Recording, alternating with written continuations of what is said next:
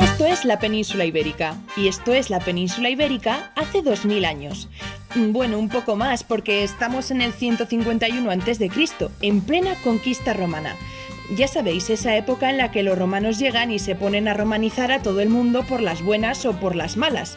Pues uno de esos romanos es este señor, Lucio Licinio Lúculo, y ha sido enviado a la península para sustituir a Marco Claudio Marcelo como cónsul de Roma. Resulta que el buen Lúculo aparece en Hispania con ganas de liarla, de hacer la guerra, expoliar ciudades y quedarse con sus riquezas. Sin embargo, resulta que en cuanto pone un pie en tierra, un pajarillo le dice que Marcelo ya ha firmado la paz con Numancia y con todas las tribus hispanas sublevadas contra Roma, así que le queda poco trabajo y no parece haber guerra a la vista.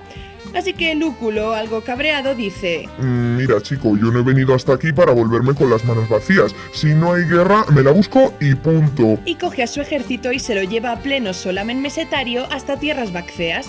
Allí llega hasta Cauca, una ciudad pequeñita y con pocas defensas, a la que ataca y a la que propone después firmar un tratado de paz en el que pide a sus habitantes 100 talentos de plata, toda la caballería, unos cuantos rehenes y derecho a mantener una guarnición en la ciudad.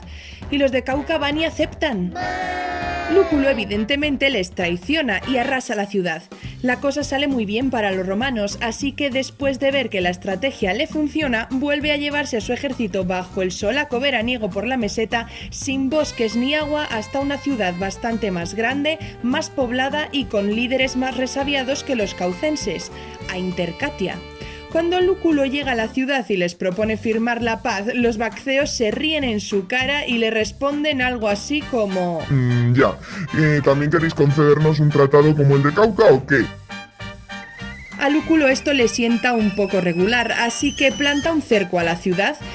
Pero a ver, mi arma, que para asediar una ciudad tienes que tener más víveres que los que están dentro, y los romanos andan sin agua, sin sal, sin vinagre y comiendo carne de caza a la que no están para nada acostumbrados. Para más bochorno, todos los días sale un gigantón a retarles a duelo, y la caballería de las ciudades circundantes les rodea y atormenta noche y día. Pero no todos los romanos prefieren esta espera al combate. Hay uno que lleva años tratando de que le tomen en serio entre los suyos. Su nombre es Publio Cornelio Escipión. Este era su abuelo, pero de adopción.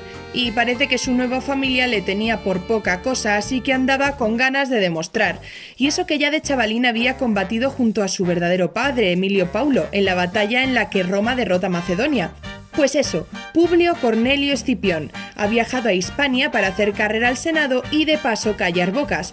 Acepta el desafío y se bate contra el guerrero vacceo en combate a muerte. Los fieros rivales suben a sus monturas y cabalgan uno contra el otro chocando en un duelo desigual. Malherido el caballo de Escipión, el romano se apea de un salto y encarándole a pie vence pese a la clara desventaja. Los romanos se crecen con la victoria, pero poco les dura la alegría. La caballería vaccea les da nochecita toledana y otra vez está la moral por los suelos.